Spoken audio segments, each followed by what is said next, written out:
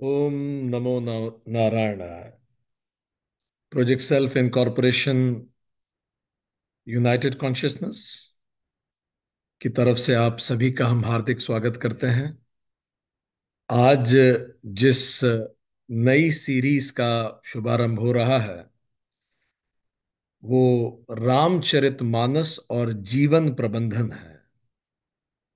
हम इस समय यूनाइटेड स्टेट्स ऑफ अमेरिका में न्यू जर्सी में हैं और ये वही जगह है जहां 2014 में प्रोजेक्ट सेल्फ की स्थापना हुई थी।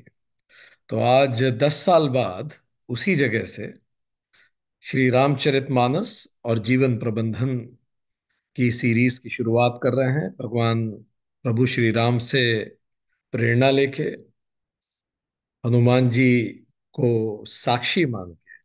चलिए इस यात्रा की शुरुआत करते हैं। दोस्तों, आधुनिक समाज जिसमें आज हम जी रहे हैं उसकी अपनी चुनौतियां हैं। अगर जिन चुनौतियों को हम बताने जा रहे हैं उन चुनौतियों को आपने कभी अपने जीवन में महसूस किया हो तो आप हाथ खड़ा कीजिएगा। और यदि उसमें कुछ और चुनौतियां आप जोड़ना चाहें तो वो आप चैट बॉक्स में लिखिएगा। इससे पहले हम इस चुनौतियों के बारे में बात करें, हम आप सभी से जानना चाहते हैं कि जिस जीवन को आप जी रहे हैं उसका लक्ष्य क्या है। What is your purpose of life? Can you right in the chat box? आपको क्या लगता है जीवन का लक्ष्य क्या है? आप अपने लिए उत्तर दें। What is the purpose of life? और अगर खुद के लिए उत्तर देना आपको मुश्किल लगता हो तो अपने बच्चों के लिए आप कैसा जीवन चाहते हैं उस अनुरूप उत्तर दें। आप खुद के लिए अगर एक शब्द में उत्तर देना चाहें कि आप अपना लिए कैसा जीवन चाहते हैं, या आप अपने लिए क्या चाहते हैं, या आपका पर्पज ऑफ लाइफ क्या है, या फिर आप अपने बच्चों के लिए क्या चाहते हैं, या आपके बच्चों को का जीवन कैसा हो, उसका एक शब्द में अगर आप उत्तर देना चाहें, बहुत अच्छा। मोक्ष, राष्ट्र सेवा, शांति, मुक्ति, लिखते जाइए। To give happiness to the family, निश्रय, भगवत प्राप्ति, to be peaceful in all situations, बहुजन हिताय बहुजन सुखाय, प्रोग्रेस, सृष्टि का कल्याण, प्रसन्नता और शांति, अच्छी क्वालिटीज को इम्बाइब करना, ब्लिसफुल रहना, हैप्पी एंड फुलफिलिंग लाइफ जीना, पीस एंड हैप्पीनेस, स्वयं को पहचानना, ब्लिस, इम्बाइबिंग गुड क्वालिटीज को इम्बाइब करना। बिल्कुल ठीक बात है, बिल्कुल ठीक बात है। ये हमारे जीवन के लक्ष्य हैं, जिसको किसी ने मुक्ति कहा, किसी ने शांति कहा। अलग अलग रूप से बात हम उसी की करते हैं। पर जिस समाज में आज हम जी रहे हैं, अगर आप रिलेट कर सकते हो तो हाथ खड़ा कीजिएगा। और इस समाज के यथार्थ में अगर कुछ चीजें छूट रही हो हमारे द्वारा कहते हुए तो उसको ऐड कीजिएगा। हमारे आसपास युद्ध का दौर चल रहा है। कई देशों में आपस में युद्ध चल रहा है। रोज सुबह उठ के हम खबरें पढ़ते हैं, आज इस युद्ध में इतने लोग मारे गए, आज टेरर अटैक में इतने लोग मारे गए। टूटते रिश्ते, शायद ही पिछले 5,000 साल की सभ्यता के इतिहास में इतने रिश्ते कभी टूटे हों जितने रिश्ते इस जनरेशन के टूटते हैं। If you can relate with it. गिरता हुआ विश्वास, आपसी विश्वास गिर रहा है। मानसिक तनाव पहले की तुलना में बहुत ज्यादा है। छोटे छोटे बच्चे तनाव में दिखते हैं। स्कूल के बच्चों को तनाव है। प्राइमरी एजुकेशन में जो बच्चे हैं वो तनाव से गुजर रहे हैं। न केवल मानसिक तनाव है, वायु प्रदूषण। कल ही हम पढ़ रहे थे दिल्ली एयर क्वालिटी इंडेक्स 450 500 तक उसका क्वालिटी गिर गया। व्यवसायिक तनाव है बहुत सारे। किस तरह से अपने व्यवसाय को चलाएं, उसका इतना कंपटीशन है, उसके कारण तनाव है। कितने लोग इस सबसे गुजरे हैं। व्यवसायिक तनाव का मतलब अगर आप किसी एग्जाम की तैयारी कर रहे हैं तो उसका तनाव है। मूल्य तेजी से गिरते जा रहे हैं, वैल्यूज आर फॉलिंग डाउन, पतन की मानो कोई सीमा ना हो। परनिंदा में लोग आनंद लेते हैं। क्या आपने देखा है अपने ऑफिसेज में, अपने बिजनेस में, अपने घर में दूसरों की निंदा में बड़ा आनंद आता है। प्रेशर और टेंशन फिजिक्स से निकल के मानवीय जीवन का अंग बन गए, साइकोलॉजी के विषय बन गए। डिप्रेशन इकोनॉमिक की पुस्तकों से निकल के साइकोलॉजी की पुस्तकों में पढ़ा जाने लगा है। लोग एक दूसरे का क्रेडिट छीनते हैं, रोग बढ़ रहे हैं, योग्यता की कदर नहीं हो रही, कई जगह धोखा प्रचलित हो गया है, ईमानदारी गिरती जा रही है, शत्रुता बढ़ रही है।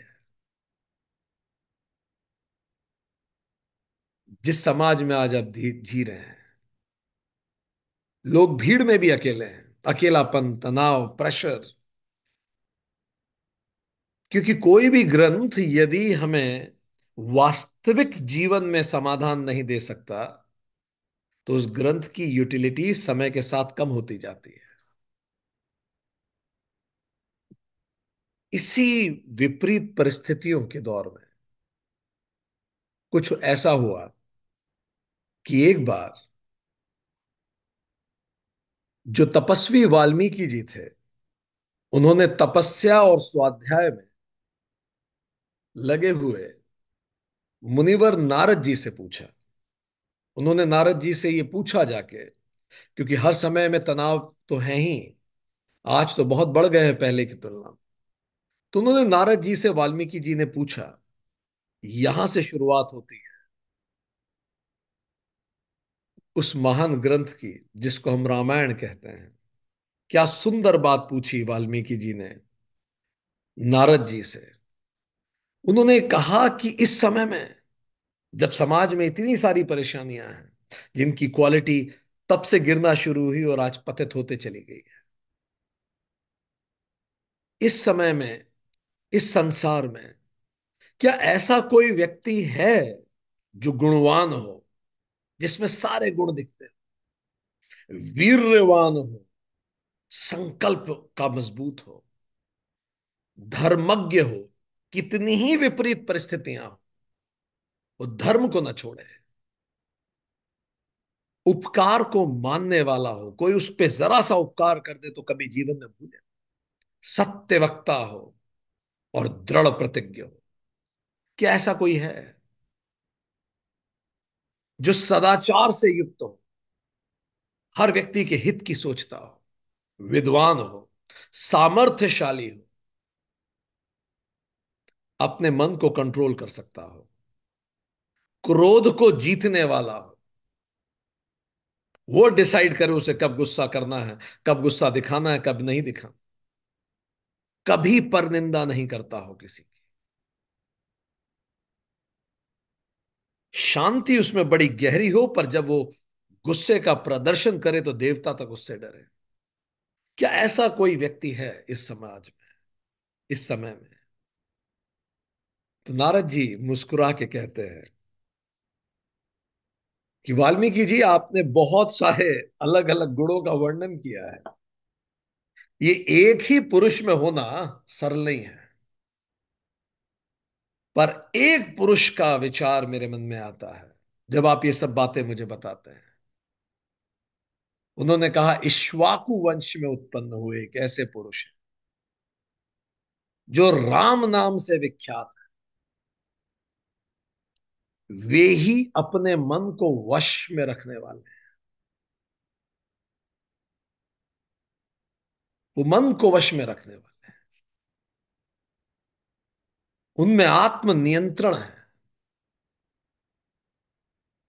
धर्म के ज्ञाता हैं, हर स्थिति में सही बोलते हैं, प्रजा के दूसरों के हित में लगे होते हैं। कितनी ही विपरीत परिस्थितियां उनके सामने आ जाएं, वो धैर्य से उन परिस्थितियों को डील, धैर्यवान है, जितेंद्रिय हैं, अपनी इंद्रियों पर काबू कर पाते हैं, महाबलवान है, स्वधर्म का पालन करने वाले हैं। वेद और वेदांग में प्रवीण हैं, ऐसे लोग हैं। और उस व्यक्ति का नाम है प्रभु श्री राम। ये बात नारद जी ने कही तपस्वी वाल्मीकि जी से, कि उनका नाम है राम। दोस्तों, उपनिषद और अवतार में क्या अंतर होता है? उपनिषद दर्शन देते हैं, अवतार उस दर्शन को जी के दिखाते हैं। आप में से कितने लोगों ने यह बोला है अपने जीवन में कभी भी, कहना बहुत सरल है, जब जीना पड़ता है तो पता पड़ता है? कितने लोगों ने कभी भी बोला है? कितने लोगों ने कभी भी बोला है कि जिस पे गुजरती है ना, बस वही जानता है उसका? कितने लोगों ने यह कहा है लाइफ में कि ये सब थ्योरीज हैं, प्रैक्टिकल लाइफ में ऐसा नहीं होता? कितनी बार when I take sessions across the planet, लोग सेंटेंस की शुरुआत करते हैं, सर ये तो ठीक है सर, पर प्रैक्टिकल लाइफ में। तो जब वो कह रहे होते हैं प्रैक्टिकल लाइफ में, उनके कहने का तात्पर्य ये होता है कि ये जो प्रिंसिपल्स हैं उपनिषद के, ये जिए नहीं जा सकते। ये शोकेस की वस्तु है। रोज सुबह पूजा करके उनको वहीं छोड़ दीजिए और फिर आ जाइए जगत प्रपंच में, आप जी नहीं सकते। इसीलिए अवतार महत्वपूर्ण है, वो जी के दिखाते हैं। उपनिषद ज्ञान है तो अवतार विज्ञान है। विज्ञान मतलब उसको व्यवहार में उपनिषद शास्त्र है तो अवतार संधान है, they execute it. Upanishad theory है तो अवतार प्रैक्टिस है। उपनिषद डायरेक्शन है तो अवतार डिमॉन्स्ट्रेशन है। उपनिषद धर्म समझाते हैं तो अवतार धर्म को जी के दिखाते हैं। जब हम छोटे थे, हमारा फेवरेट कॉमिक कैरेक्टर का नाम हम बताने वाले हैं, पर you tell me who was your favourite super hero when you were a kid? Many of you still are a kid, but still when you were physically in less age, who was your favorite this superhero?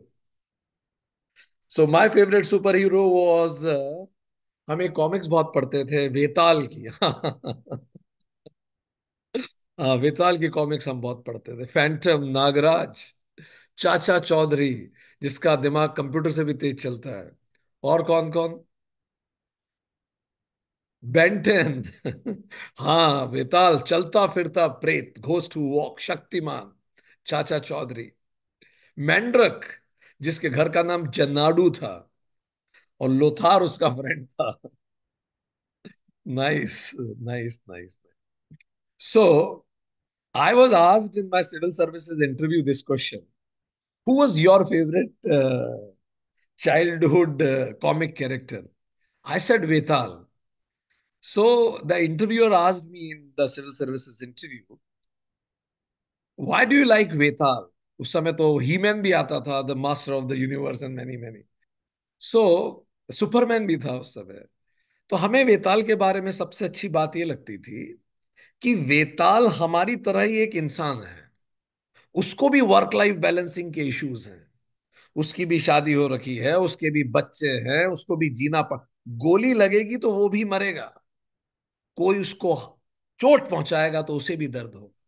वो भी रिश्ते नातों के उसी चक्रव्यूह में है जिसमें हम हैं, पर स्टिल वो सही के लिए लड़ता है। उन सभी लिमिटेशंस के होते हुए भी वो राइटियस लाइफ जीता है। ये इंस्पायर करता है। एक ध्रुव भी कैरेक्टर हुआ करता था, सुपर कमांडो ध्रुव। कितने लोगों को याद है? जिन्होंने बचपन भारत में बिताया है उनको ये कॉमिक्स याद आती होंगी। ठीक है, उसके बेल्ट पे एक स्टार होता था। सो प्रभु श्री राम का जो चरित्र, वो आपको याद दिलाएगा कि उन सभी सीमाओं में बंधे हुए, उन सभी चुनौतियों का सामना करते हुए जिसका आज हम और आप सामना कर रहे हैं, जीवन कैसे जिया जाता है, how you live your life. कोई सुपर पावर नहीं है उनके पास, but how you live your life in that difficult situations, उसी को राम कहते हैं। राम शब्द का शाब्दिक अर्थ है रमन्ते इति राम। ये रूट रमा से बना। रमा मतलब जो रमा हुआ। मतलब रमा हुआ होने का मतलब क्या है, अगर आप मॉडर्न साइकोलॉजी से बात करें, जो फ्लो में जीता, हर पल आनंदित, हर पल जोश से भरा हुआ, आंखों में चमक, कुछ कर गुजरने की इच्छा, वो सारे थपेड़ों के बीच में भी इंस्पायर्ड रह पाता हो। So Ram means something that delights you. Ram means inner joy. रवि जो मुझ में है, र म, मेरे अंदर जो सूरज की तरह चमकता है, the source of joy in me, the source of delight in me. रमना, जो रमा रहता, मतलब वो व्यक्ति जो फ्लो में रहता। एक मिहाय चकमिहाय नाम के विद्वान हुए हैं मॉडर्न साइकोलॉजी में। वो कहते हैं फ्लो कब आता है, लाइफ में फ्लो कब आता है, जिसको स्पोर्ट्स में कहते हैं जोन। जब चैलेंजेस एंड एबिलिटीज बिल्कुल एक दूसरे से मीट करती हैं। आप में बहुत योग्यता है और चैलेंजेस भी बहुत मजबूत हैं। अगर आप थोड़े से कम हुए तो चैलेंजेस आपको ओवर पावर कर जाएंगे, और अगर आप थोड़े से ऊपर हुए तो आप चैलेंजेस को डील डील कर लेंगे। सो एवरी डे लाइफ एक जश्न होता है, एक फिएस्टा होता है, इट्स कॉल्ड फ्लो। तो राम शब्द का मनोवैज्ञानिक अर्थ है पूरा जीवन फ्लो में जीना, पूरा जीवन डिलाइट में जीना। तो चैलेंजेस एंड एबिलिटी के रिलेशन को ही रमना कहते हैं। चैलेंजेस को शास्त्र कहते हैं प्रारब्ध, और एबिलिटी इज पुरुषार्थ। पूरा जीवन इन्हीं का खेल है। तो श्री राम अपने पूरे जीवन में ये बताएंगे कि कैसे प्रारब्ध कुछ भी हो आपका, पुरुषार्थ से आप उसे डील कर सकते। रिलेशनशिप मैनेजमेंट हम इसमें पढ़ेंगे, सिचुएशन मैनेजमेंट हम इसमें पढ़ेंगे, क्राइसिस मैनेजमेंट हम इसमें पढ़ेंगे, ऑपरेशंस मैनेजमेंट हम इसमें पढ़ेंगे, ह्यूमन रिसोर्सेज मैनेजमेंट हम इसमें पढ़ेंगे, रिसोर्सेज मैनेजमेंट हम इसमें पढ़ेंगे। ये पूरा एमबीए प्रोग्राम है जो रामचरितमानस है। एमबीए का मतलब master of behaviour during adversities. Adversities के बीच में मास्टर कैसे बिहेव करता है, MBA, masters behaviour in adversities. कैसे एक मास्टर विपरीत परिस्थितियों में बिहेव करेगा। यहां आपको सारे संवाद मिलेंगे जो पिता पुत्र के रिश्तों में होते हैं। उस सारी चुनौतियों से प्रभु राम गुजरे, पिता का मोह, ये सब को हम पढ़ेंगे। मदर सन कॉन्फ्लिक्ट्स, मदर सन इश्यूज भी इसमें देखने को मिलेंगे। भाई भाई के संबंध इसमें देखने को मिलेंगे। गुरु डिसाइपल रिलेशन कैसा होना चाहिए वो इसमें देखने को मिलेगा। हम तो कई बार चकित हो जाते हैं सोच के कि विश्वामित्र राम जी को लेने आए कि मुझे इन राक्षसों को का वध करवाना है। दशरथ तो सुन के ही मूर्छित हो गए कि मेरे 16 साल के बच्चे को कहां राक्षसों से लड़ाने ले जा रहे। ना केवल राक्षसों से लड़ाने ले गए, शादी करवा के ले आए सीधे। Can you imagine this. इतना अधिकार गुरु का। सीधे वहां जनकपुरी ले गए और शादी तक करवा दी। इतना अधिकार गुरु का शिष्य पे। और जब ये चुनौती की तरह आए तो दशरथ ने कहा कि नहीं, मैं चलता हूं, मैंने तो इंद्र को हराया है, कहां आप ले जा रहे हैं मेरे बेटे को। दशरथ मूर्छित से हो गए।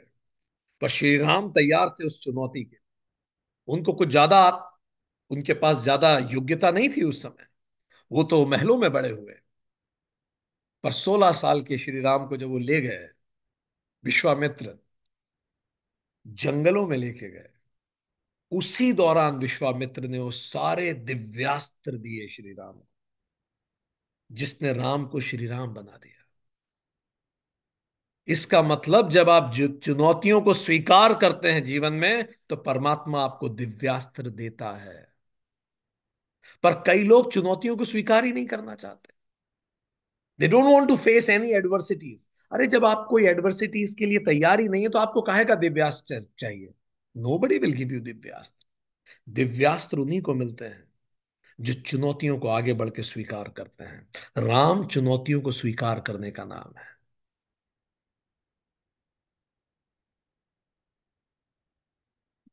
गुरु एंड डिसाइपल रिलेशनशिप। यू कैसे डेमनिक फोर्सेस से, अगर आप ऑफिस में काम करते हो तो ऑफिस में आपको बहुत सारे असुर वहां भी मिल जाएंगे। कैसे असुरों से डील किया जाएगा। यू एंड एल्डर्स, अपने बड़ों से कैसे डील किया जाता है। हस्बैंड वाइफ रिलेशनशिप, दोस्तों के बीच में कैसे रिलेशनशिप होते हैं। Dealing with different situations, difficult situations. Communication skill, Ram Parshuram संवाद याद कीजिए।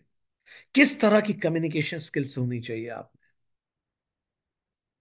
निगोशिएशन स्किल्स, राम और सागर, श्री राम और सागर का संवाद याद कीजिए कि कैसे उन्होंने निगोशिएट किया सागर से।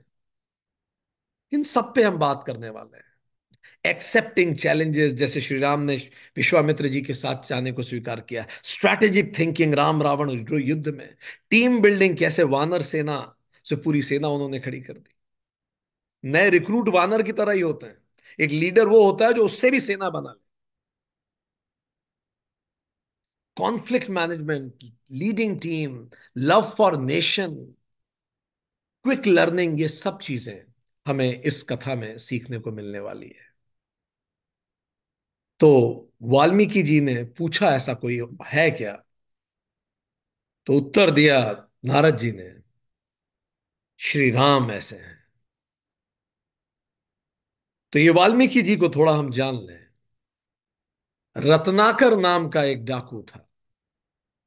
अलग अलग शास्त्रों में उसका नाम, कहीं लोह जंगा भी नाम से आता है, कहीं अग्नि शर्मा भी नाम आता है उनका। प्रचलित रत्नाकर एक डाकू थे।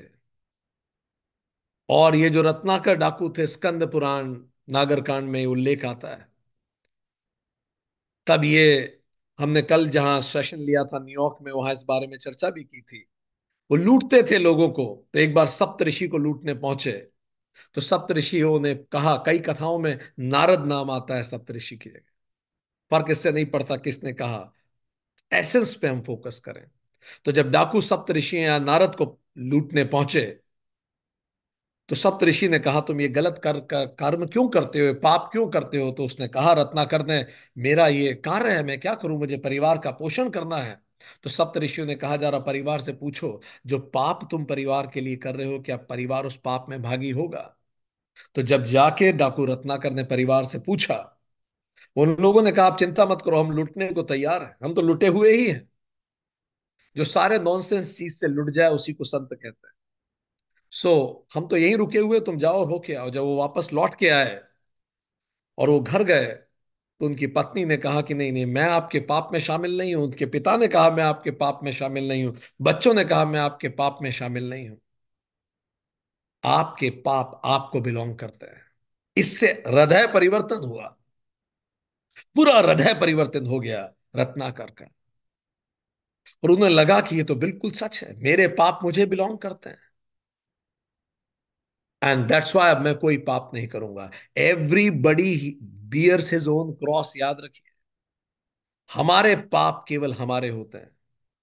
हमारे आसपास हमारी माता बहन स्पाउस हमारे दुखों में हमारे साथ रो सकते हैं, जैसे जीसस जब कंधे पे क्रॉस लेके, सर पे कांटों का ताज लिए, नंगे पैर गलगोथा की पहाड़ी पे चढ़ रहे थे।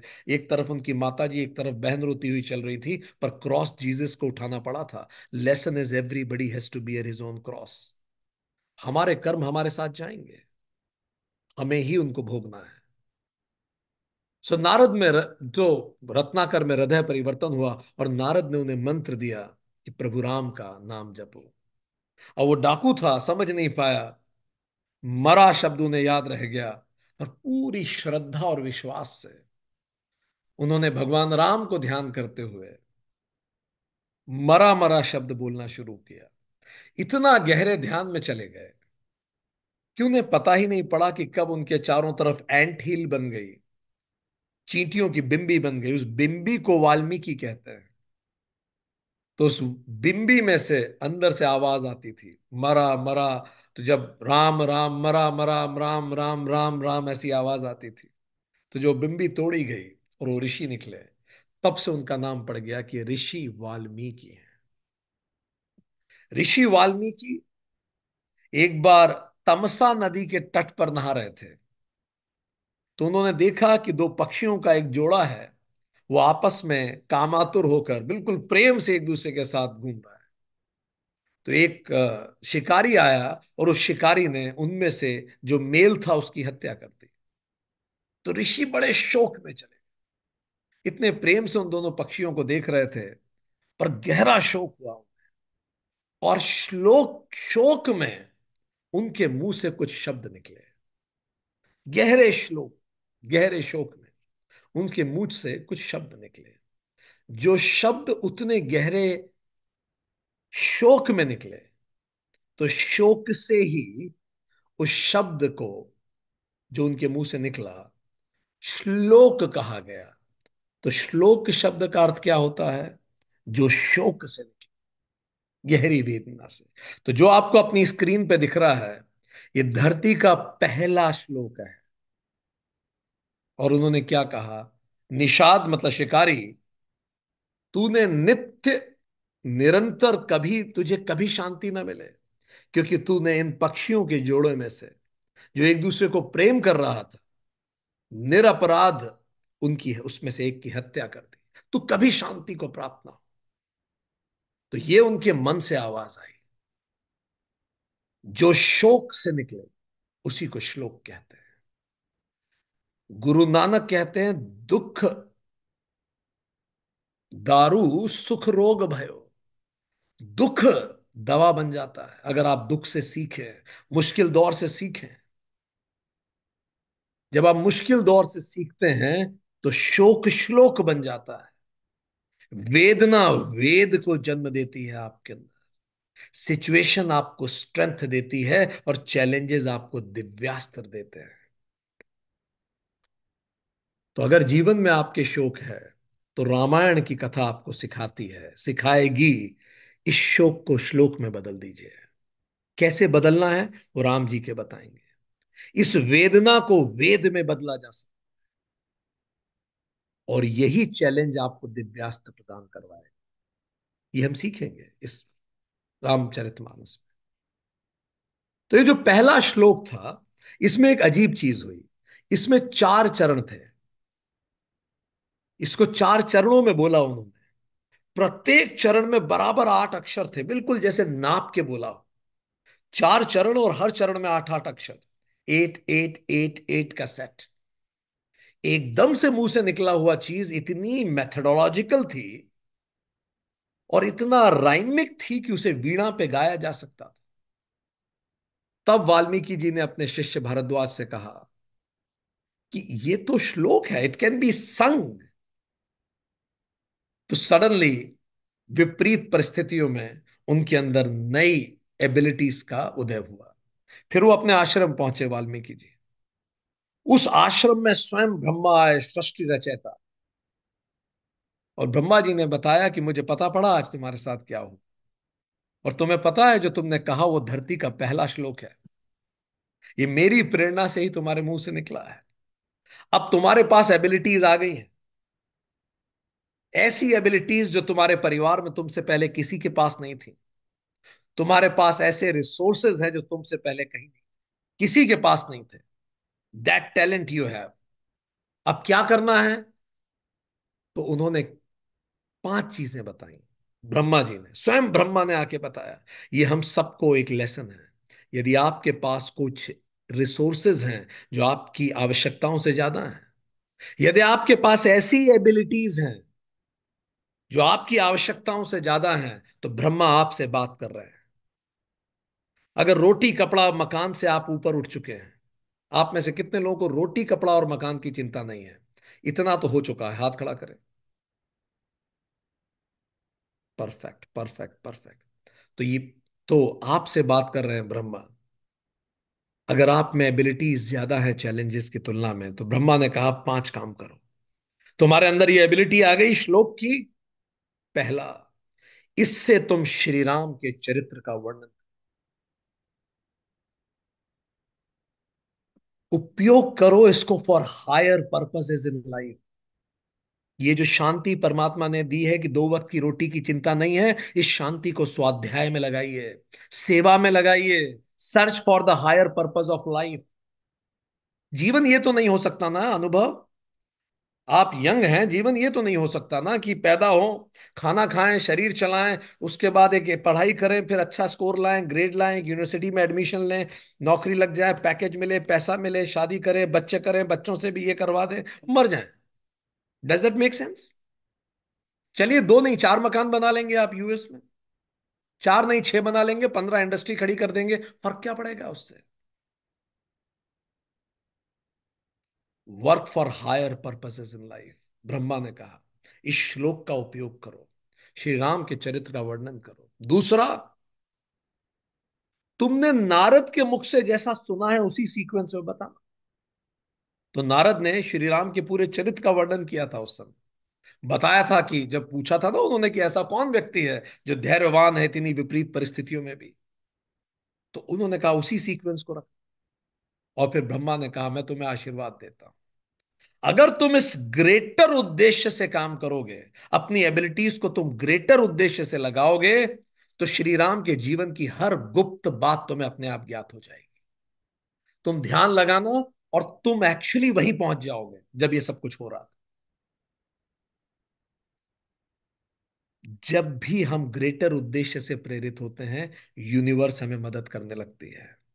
शाहरुख खान याद है ना, किसी चीज को अगर तुम पूरी शिद्दत से चाहो तो पूरी कायनात तुम्हें उससे मिला देती है। तो उन्होंने कहा श्री राम के जीवन की हर गुप्त बात तुम्हें पता लग जाएगी। गुप्त बात मतलब इतनी गुप्त भी कि उन्होंने बंद कमरे के अंदर माता सीता को क्या कहा, वो तक तुम्हें पता लग जाएगा। ब्रह्मा जी ने कहा, ब्रह्मा जी ने कहा तुम्हारे काव्य में कोई बात झूठी नहीं होगी, ये मेरा आशीर्वाद है। You can directly see the truth, because तुम बेहतर उद्देश्यों से प्रेरित कर रहे हो। और इसको तुम राइमिक लिखना, पूरा बहने देना। जब तुम राम पे लिख रहे हो जो स्वयं फ्लो है, अंदर की आनंद है, तो उसी आनंद में उसी फ्लो में लिखते चले जाओ। Row row row your boat gently down the stream, merrily merrily merrily merrily life is but a dream. When you work for higher purpose, life flows. और छठी बात ब्रह्मा जी ने कही, जब तक पृथ्वी पर नदियां और पर्वत रहेंगे, ये जो राम कथा तुमने लिखी है इसका प्रसार होगा। लोग बार बार इस कथा को कहेंगे। प्रसन्न हो गए वाल्मीकि जी ब्रह्मा जी के आशीर्वाद से, वरदान से। और फिर उन्होंने बैठ के योग सूत्र का चैप्टर 3 और चैप्टर 2 के आधार पर संयम किया। संयम का मतलब धारणा, ध्यान और समाधि एक विषय पे लगा दी। पूरे राम के जीवन पे संयम किया। जिन लोगों ने योग सूत्र सीरीज पढ़ी है वो जानते हैं, संयम का मतलब आप जब अपने लक्ष्य में इतने इन्वॉल्व हो जाते हैं कि आप खुद को भी भूल जाते हैं, इट इज कॉल्ड संयम। लाइक फॉर एग्जाम्पल, अगर आप पढ़ाई कर रहे हैं, a state comes when you forget about yourself, only studies remains, you are in संयम। अगर आप किसी व्यक्ति से बात कर रहे हैं, उस दौरान आपका खुद का अस्तित्व जीरो हो चुका है, इतना गौर से, पूरे मन से, शांति से आप उस पर फोकस कर रहे हैं, आप उसके शब्दों से परे उसको समझ पाए, और रादर उसको शब्दों की जरूरत ही नहीं होगी अपनी बात आपको समझाने के। तो उन्होंने संयम के बल पर राम कथा के प्रत्येक वृत्तांत का साक्षात्कार किया।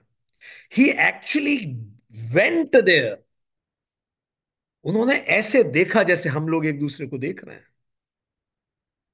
ही वेंट एंड सॉ, हम लोग देख रहे हैं ना एक दूसरे को। हम लोग अलग अलग महाद्वीप में बैठे हैं पर हम देख रहे हैं एक दूसरे को। उन्होंने साक्षात किया।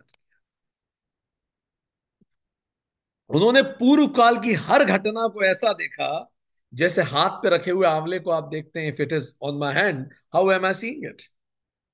I am specifically coating the शास्त्रा, कि उन्होंने ऐसे देखा राम को, राम जी के जीवन को, जैसे हाथ पे आंवला रखा हो, इतना स्ट्रेट। अब ये बात सुनने में बड़ी अजीब लगती थी जब तक आइंस्टाइन ने टाइम ट्रेवल नहीं समझाया था। That you can time travel. अगर कोई तारा आपको दिख रहा है, उस तारे से रोशनी आपकी आंखों तक पहुंच रही है, तभी तो आपको दिख रहा है।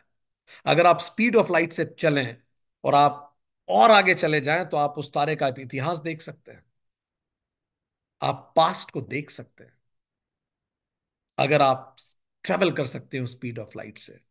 और मन की गति तो स्पीड ऑफ लाइट से बहुत तेज है। स्पीड ऑफ लाइट को सूरज से धरती पे आने में 8 मिनट लगता है, और हमारे मन को यहां से सूरज जाने में 8 पल भी नहीं लगते। फट से हम पहुंच सकते हैं। सो टाइम ट्रेवल करके उन्होंने जो वो जो घटनाएं की जो जब घटनाएं हुई थी तब उनका जो लाइट वहां से चली थी श्री राम के जीवन से, जो काफी समय बाद आपकी आंखों तक पहुंचने वाली थी, उन्होंने ट्रेवल करके उसको पहले उस जगह जाके रिसीव कर लिया। He could see past. और नारद जब पूरा उन्होंने देख लिया तो उसी सीक्वेंस में उन्होंने पाया जिस सीक्वेंस में नारद जी ने बताया था। और फिर उन्होंने उस पूरे सीक्वेंस को एक्सप्लेन किया। इसी को रामायण कहते हैं। रामायण शब्द के दो अर्थ हैं। रामस्य अयनम। रामस्य अयनम मीन्स रामास जर्नी। इसका एक और मतलब है journey towards Rama. So it has two fold meanings. One is Ram की जर्नी कैसी थी, प्रभु की जर्नी कैसी थी, how he lived in those difficult situations. And second is when I go through it, then it is journey towards Rama. Rama is inner joy, inner peace, स्वात्मानुभूति, being in flow. जब आप इसको पढ़ेंगे तो आप स्वतः पाएंगे कि आप फ्लो में आ रहे हैं। आपका जीवन बदलना चालू हो जाएगा। It's journey towards flow, journey towards happiness, journey towards peace and bliss. ये पहला मतलब है रामस्य अयनम। रामायणम मतलब जर्नी ऑफ रामा और जर्नी टूवर्ड्स रामा। दूसरा मतलब रामाय अयनम। तो रामाय कौन है? सीता जी, राम की। अयनम मीन्स जर्नी। तो उसमें सीता जी की भी जर्नी है। तो ये राम जी की यात्रा है, ये सीता जी की यात्रा है। और वाल्मीकि इस कदर फ्लो में आया है कि उन्होंने 24,000 श्लोक लिख दिए।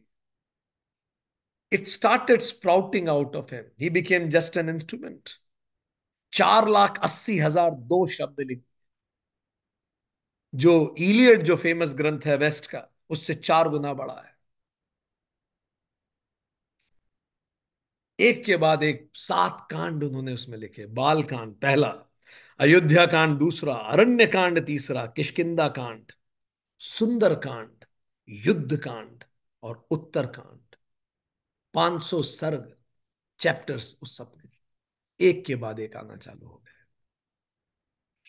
पर जैसा ब्रह्मा जी ने कहा था, ब्रह्मा जी ने कहा था कि जब तक नदियां रहेंगी, जब तक सूरज रहेगा, जब तक पर्वत रहेंगे, तब तक रामायण की कथा बार बार कही जाएगी। और यह बात सही भी हुई।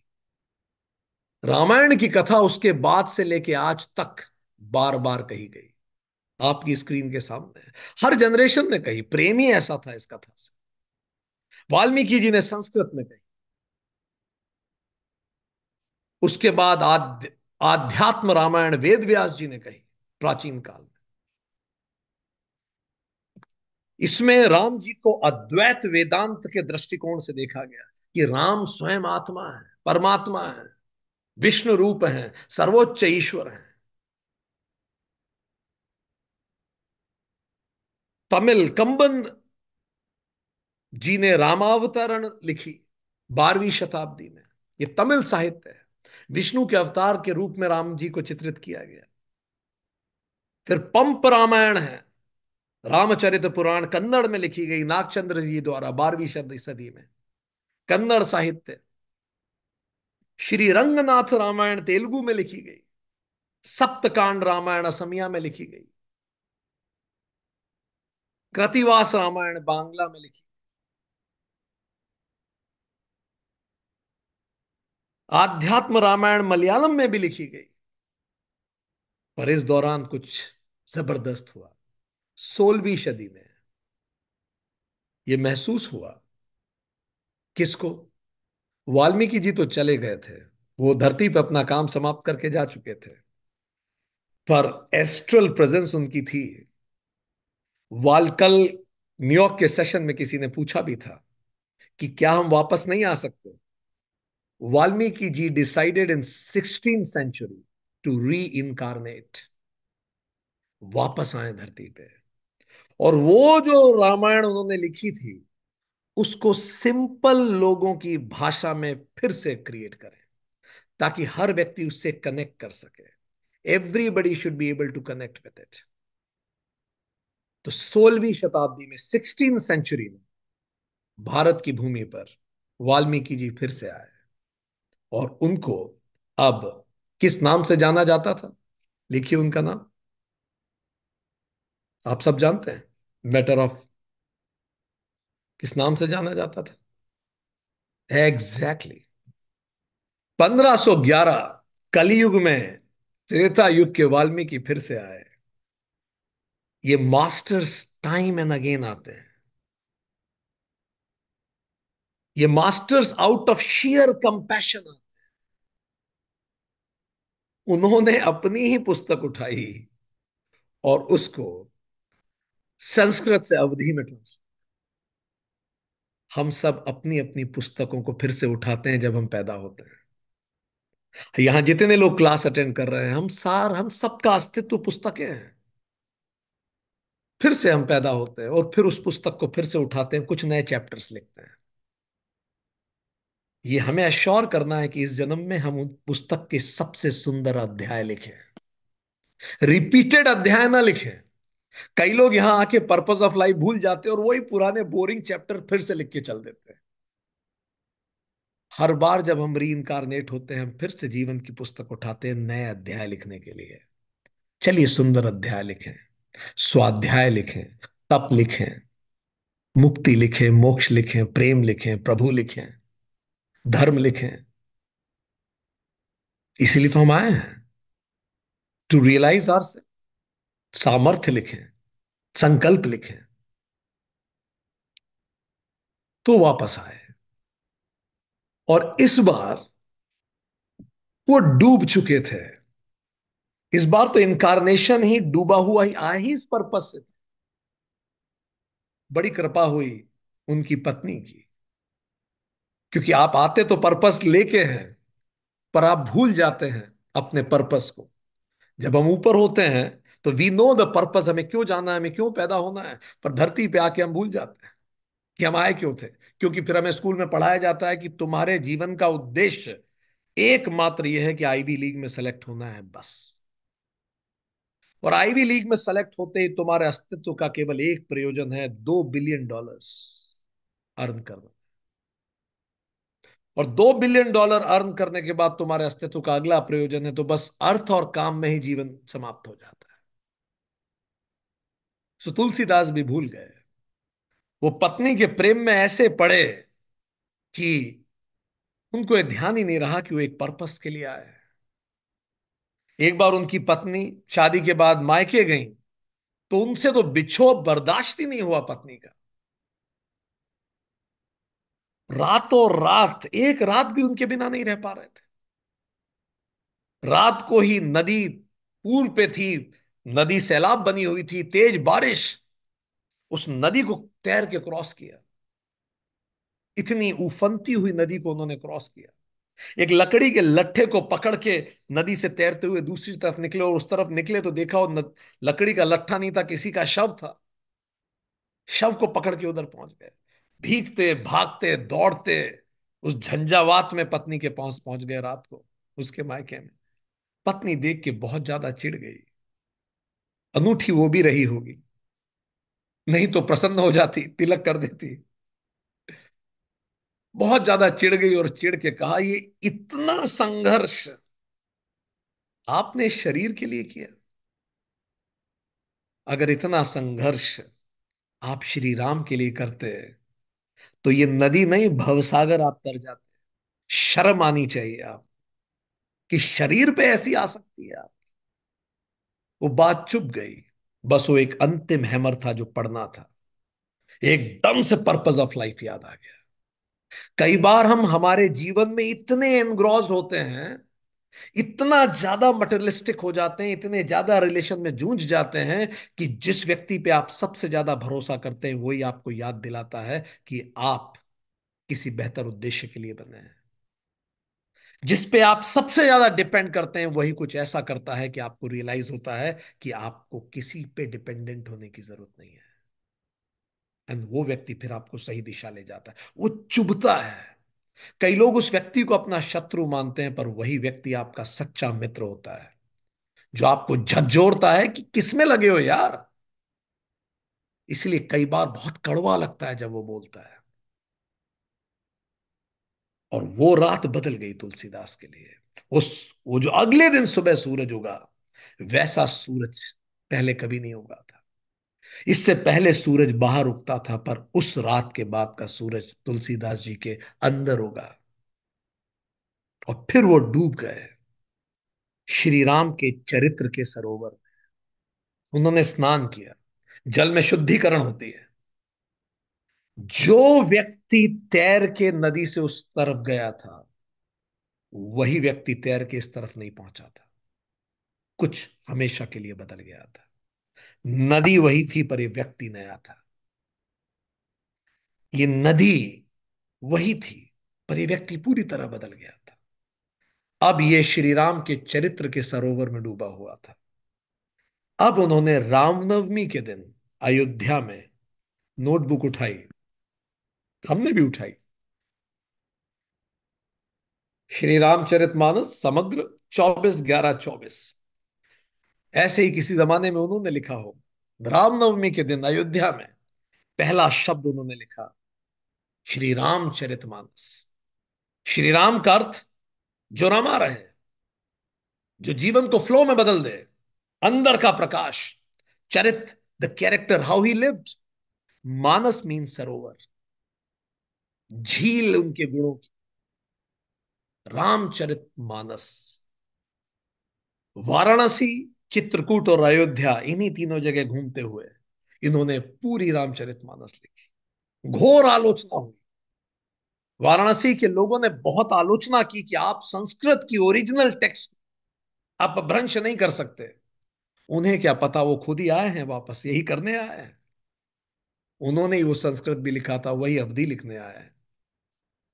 उन्होंने रीटेल किया। 12,800 लाइन्स, 1,073 स्टेंजास में उस सारी बात को रिटेल किया। आज भी उसकी मैन्युस्क्रिप्ट 1648 एडी की, हनुमान मंदिर तुलसी घाट वाराणसी में आपको मिल जाएगी। सुकृपा की उन्होंने फिर से, out of compassion he came again, और उन्होंने वो बात पूरी की। हर कांड की शुरुआत उन्होंने मंगलाचरण से की। मंगलाचरण मतलब he evolve, he invoked somebody higher. Rama, Shiva, he evoked somebody higher.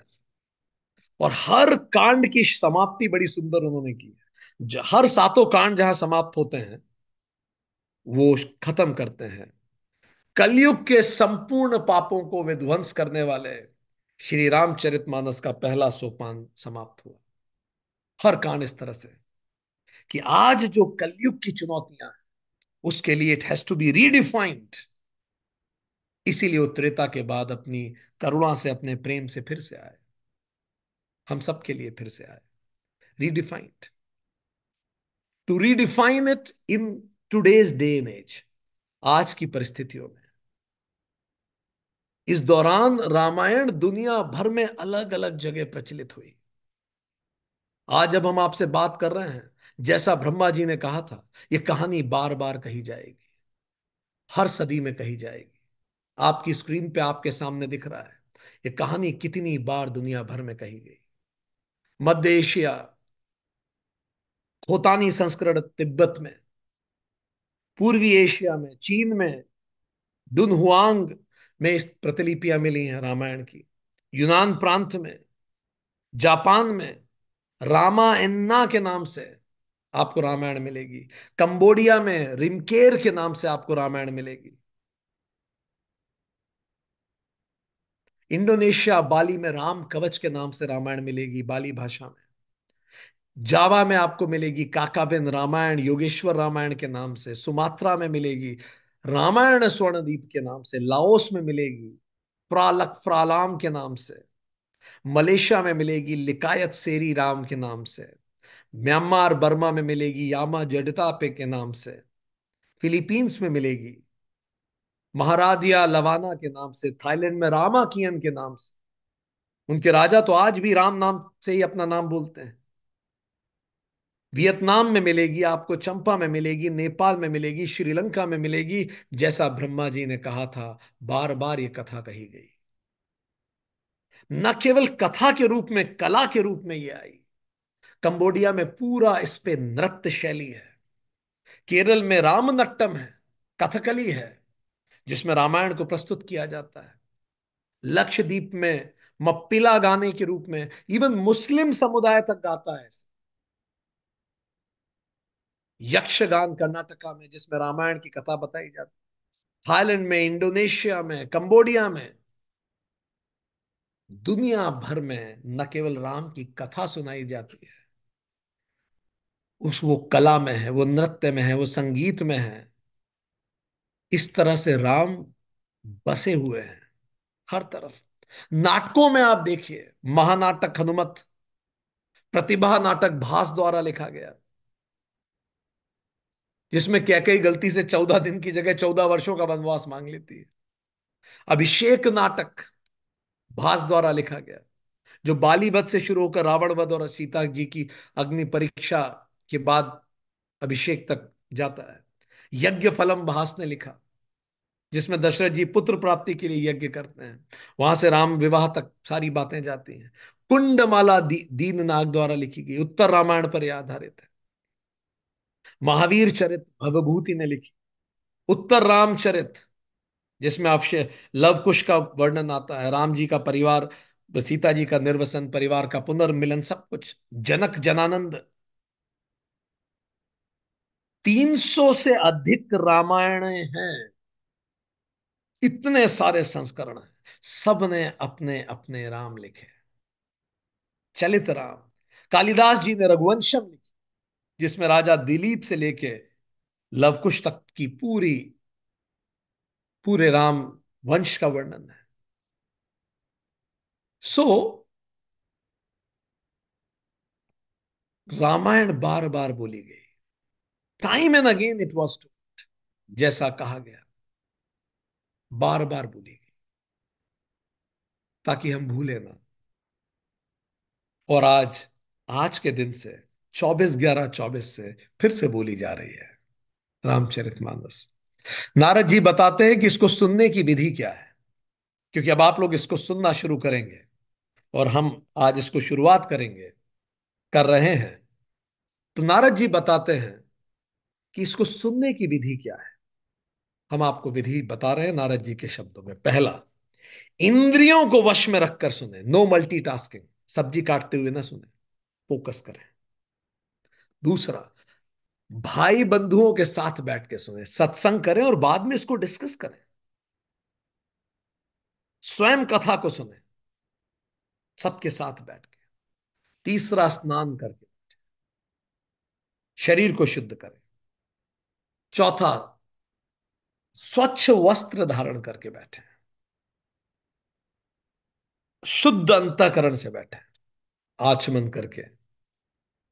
और फिर शुरुआत, जैसे ही क्लास चालू हो, नारद जी कहते हैं ये मंत्र बोलिए मनोमन, ओम नमो नारायणाय। इस मंत्र के जाप के साथ, पूरी भक्ति के साथ आप इसको सुनिए। नारद जी कहते हैं जब आप पूरी भक्ति के साथ इस कथा को सुनते हैं, एक इंसान की जूझने की ताकत को देखते हैं, राइटियसनेस पर रहने की क्षमता को देखते हैं, तो इससे दो अल्टीमेट रिजल्ट्स मिलते हैं इस कथा को सुनने से। पहला, नारद जी कहते हैं वो व्यक्ति विष्णु धाम को जाता है, बैकुंठ को जाता है, लिबरेटेड। दूसरा, और लौट के फिर कभी नहीं आता। इसका मतलब वो मोक्ष को प्राप्त हो जाता है, बैकुंठ जाता है, मोक्ष को प्राप्त होता है, liberated. Then if he wants to come, it's a choice, not a compulsion. पर चलिए, लिबरेशन तो जब होगा होगा। इमीडिएट रिजल्ट्स क्या है, तो नारद जी बोलते हैं, आप में से कितने लोगों को सपने आते हैं, हाथ खड़ा करें। How many of you dream, how many of you see some difficult dreams, थोड़ा सा कठिन ड्रीम्स आते हैं। Perfect, perfect, okay. So great. So पहला फायदा, नारद जी कहते हैं, आपको खराब सपने आने बंद हो जाएंगे। ठीक है। खराब सपने आते क्यों हैं? क्योंकि सपने, और शास्त्र कहते हैं सपने repetition, nothing new happens in dream, it's just a repetition.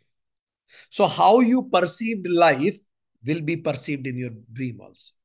Ramayan and Ramcharitmanas teaches us how to perceive life rightly. तो जब हमारा परसेप्शन बेहतर हो जाएगा तो बुरे सपने आने बंद हो जाएंगे। Fine. Because Rama is a point view, it's an attitude, it will teach us the right attitude in life. दूसरा इमीडिएट इफेक्ट, पापों से दूर, गलत काम कर ही नहीं पाएंगे आप, गलत काम कर ही नहीं पाएंगे। रावण को एक बार कहा गया, जब वो सीता जी मान नहीं रही थी, तो किसी ने कहा आप तो इच्छाधारी हैं, आप कोई सा भी रूप रख लीजिए, आप राम का रूप रख के क्यों नहीं जाते सीता के पास, तो सीता मान जाएंगी। रावण ने बोला मैं क्या बताऊं यार, मैंने ये भी ट्राई किया। तो उन्होंने पूछा, लोगों ने, अच्छा आप जब राम का रूप लेके गए तो भी सीता नहीं मानी? देन ही सेड, नहीं, जब मैंने राम का रूप धरा तो सीता का पॉइंट ही नहीं बचता था। जैसे ही मैंने राम का रूप धरा, मैं पर स्त्री को देख ही नहीं पा रहा था किसी, मेरा मन ही नहीं था किसी पर स्त्री को देखने। तो राम होते ही आप पापों से दूर हो जाते हैं, जब राम का उदय मन में आता है। आप अपने ऑफिस में, आप अपने घर में, आप किसी भी सिचुएशन में, आप किसी भी गलत काम से अपने आप को दूर करेंगे। तीसरा, दुखों से मुक्ति। जितने भी दुख हैं आपके जीवन में, वो जो दुख हैं, उनमें से मेजॉरिटी परसेप्चुअल है और कुछ शरीर से संबंधित। तो सफरिंग समाप्त हो जाएगी। देखिए, पेन अगर शरीर में है तो वो तो पेन है, वो तो फिजिकल है। But suffering is mental, that will be eliminated. No suffering, because it gives us a different prospective to look at. चीजों को देखने का बिल्कुल नया नजरिया देते हैं भगवान। चौथी बात, नारद कहते हैं, आप किसी तीर्थ जाएं, गायों का दान करें, तपस्या करें, या कोई यज्ञ करें, इन चारों का फल केवल रामचरितमानस सुनने से मिल जाएगा। ये स्वयं तीर्थ है, ये स्वयं गोदान है, यही तपस्या है और यही यज्ञ है। ये सब प्राप्त हो जाएगा जब हम इस यात्रा में बढ़ते हैं। सो एक क्विक रिवीजन लेते हैं कि हमने आज क्या पढ़ा। ठीक, हमने आज पढ़ा कि आधुनिक जो समाज है, जिसमें इतनी सारी चुनौतियां हैं, इस चुनौतियों के बीच में वाल्मीकि ने पूछा नारद से कि क्या कोई ऐसा है जो इतनी विपरीत परिस्थितियों में सही स्थिर बन रहा रह सकता है, सत्य बोलता हो, दृढ़ प्रतिज्ञ रहता हो, दूसरों के हित के लिए कार्य करता हो, क्रोध पर नियंत्रण करता हो, किसी की निंदा न करता हो? ये तो लगभग असंभव है। नारद ने श्री नारद ने कहा कि नहीं, एक व्यक्ति है, उनका नाम श्री राम है, जो इसको रिप्रेजेंट करते हैं। उपनिषद और अवतार में अंतर यही है, वो दर्शन को जी के दिखाते हैं, वही अवतार है। डायरेक्शंस एंड डिमॉन्स्ट्रेट करते हैं उस डायरेक्शंस को। उपनिषद धर्म समझाते हैं और अवतार धर्म दिखाते हैं। राम का शाब्दिक अर्थ है रमन्ते इति रामः, the source of Joy, one who remains in flow in life, who always matches challenges by his abilities, जो प्रारब्ध को पुरुषार्थ से प्रत्युत्तर दे, वो राम है। सो अलग अलग रिश्तों में आके अवतार दिखाते हैं। So Ramcharitmanas teaches us relationship management, situation management, crisis management, operations management, HR management, resources management. It's a complete MBA program, master of behaviour या मास्टर्स बिहेवियर इन एडवर्सिटीज, विपरीत परिस्थितियों में आप कैसे एक मास्टर की तरह बिहेव कर सकते हैं। Instead to be a victim of the situation, how can you become victor in the same situation. किस प्रकार रत्नाकर वाल्मीकि बने, और किस प्रकार पूरे मन और श्रद्धा से, भले उन्होंने मंत्र का उनका प्रोनाउंसिएशन सही नहीं था, पर उनका भाव सही था, उनमें श्रद्धा थी, तो वाल्मीकि ऋषि वाल्मीकि बन गए। और किस प्रकार, तो जीवन में जब श्रद्धा का संचार होता है, अपने आप द सेम सिचुएशंस को आप बेहतर डील कर पाते हैं। जो करें श्रद्धा के साथ करें, या तो ना करें, और करें तो श्रद्धा के साथ करें। तमसा नदी के तट पर जब उन्होंने पक्षियों में से एक पक्षी को मरते देखा, उस तमस से, तमसा नदी से सत्व का उदय हुआ। जीवन में जब हम सही तरह से आगे बढ़ते हैं, तो शोक में से श्लोक निकलता है, वेदना वेद में बदलती है, सिचुएशन स्ट्रेंथ देती है, और चैलेंजेस दिव्यास्त्र देते हैं। फिर ये जो श्लोक उनके मुंह से निकला, इसी श्लोक को फिर ब्रह्मा जी ने ब्लेस किया कि जब तुम्हारे पास रिसोर्सेज हैं, you are highly talented, you are more talented than ordinary people, इसका उपयोग करो श्री राम के चरित्र के वर्णन का। Work for the higher purposes in life, and when you will work for higher purpose of life, तो हर बात तुम्हें अपने आप उपलब्ध हो जाएगी। Whatever you need will be provided. और जब तक धरती रहेगी, नदियां रहेंगी, पर्वत रहेंगी, ये जो कथा तुमने लिखी है, ये तुम्हें, ये कथा हमेशा जन्म जन्मांतरों तक गूंजती रहेगी, हर सदी में लिखी जाएगी, बार बार लोग बात करेंगे इसकी। और उन्होंने इस प्रकार, इवन हमारी ये आई वॉच लगातार बात कर रही है हमसे, वो भी शायद फ्लो में आ गई है राम कथा को सुन के। आई डोंट नो, मतलब 20 बार हम इसको ऑफ कर चुके हैं, जबकि हम हिंदी में बात कर रहे हैं, बट समहाउ ये आई वॉच तक फ्लो में आ चुकी है। सो वाल्मीकि जी ने साक्षात्कार किया, टाइम ट्रेवल करके उन्होंने देखा अपनी आंखों से, हर पल जिया, और उसके बाद उसका वर्णन किया, वो आदि कवि बने। उसी को रामायण कहा। रामायण का मतलब रामस्य अयनम, journey of Rama and journey towards Rama, living life in flow, this is the purpose of Ramayana. Come what may. दूसरा मीनिंग रामाय अयनम, रामाय मीन सीता, जो राम की हैं, अयनम जर्नी ऑफ सीता। 24,000 श्लोक रामायण के, 7 कांड, 500 सर्ग। और उसके बाद त्रेता में पुनः अवतरित हुए वाल्मीकि जी। वाल्मीकि जी जो त्रेता में थे, वो कलयुग में पुनः अवतरित हुए, रीइंकारनेटेड हुए तुलसीदास बन के, और उन्होंने फिर से कलयुग के लिए, हमारे जीवन की चुनौतियों के लिए, उस रामायण को सिंप्लीफाई किया, कस्टमाइज किया, ताकि हम सब अपने जीवन में उस सरोवर में स्नान करें जो रामचरितमानस का सरोवर है। और इस सरोवर में जाने के 7 स्टेप्स हैं। जैसे आप सरोवर में जाते हैं तो सीढ़ियां होती, बाल कांड, अयोध्या कांड, अरण्य कांड, किष्किंधा कांड, सुंदर कांड, युद्ध कांड और उत्तर कांड। तो ये 7 स्टेप से होते हुए हम मानस सरोवर में स्नान कर, रामनवमी के दिन अयोध्या में प्रारंभ हुआ, वाराणसी चित्रकूट से होते हुए इसका पूरा समापन हुआ। और जब भी हम इस कथा को पढ़े, शुरुआत करें मंगलाचरण से, भगवान को याद करें, पूरे मन से विश्वास के साथ बैठे, और हर कांड समाप्त होता है कि कलयुग के समस्त पापों का विध्वंस हो जाएगा, हमारे अंदर एक नई चेतना का उदय होगा, will be more powerful, empowered then ever before. तो सुनने का तरीका क्या है? पहला, इंद्रियों को संयम करके, ऐसा नहीं कहीं यहां देख रहे हैं वहां देख रहे हैं, हाँ, bring your 5 senses here on this. भाई बंधुओं को बुला के बिठाइए, नारद कह रहे हैं, सबको लिंक भेजिए। नारद अगर अभी होते तो कहते लिंक भेजिए व्हाट्सएप की, सब भाई बंधुओं को साथ में बिठाइए। वो बैठे ना बैठे, इट्स हिज प्रॉब्लम। आपने लिंक भेजी, Narad said this is enough. फिर श्रवण करें, स्नान करके बैठे, लेटे हुए ना सुने इसको, क्योंकि जब आप लेटते हैं आप तामसिक हो जाते हैं।